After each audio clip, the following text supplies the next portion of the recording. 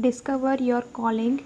When I was growing up, my father said something to me I will never forget. Son, when you were born, you cried while the world rejoiced. Live your life in such a way that when you die, the world cries while you rejoice.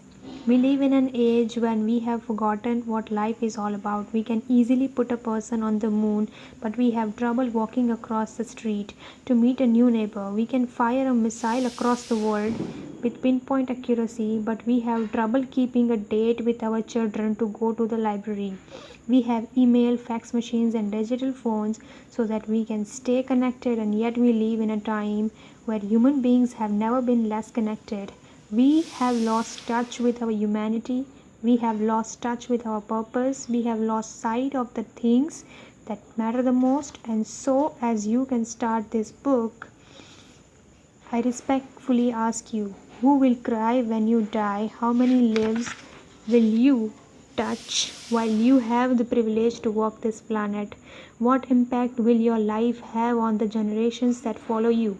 And what legacy will you leave behind after you have taken your last breath? One of the lessons I have learned in my own life is that if you don't act on life, life has a habit of acting on you. The days slip into weeks, the weeks slip into months, and months slip into years. Pretty soon it's all over, and you are left with nothing more than a heart filled with regret over a life half lived. George Bernard Shaw was asked on his deathbed, what would you do if you could live your life over again? He reflected, then replied with a deep sigh, I would like to be the person I could have been but never was. I have written this book so that this will never happen to you. As a professional speaker, I spend much of my work life delivering keynote addresses at conferences across North America, flying from city to city, sharing my insights on leadership in business and in life with many different people, though they all come from diverse walks of life. Their questions invariably center on the same things.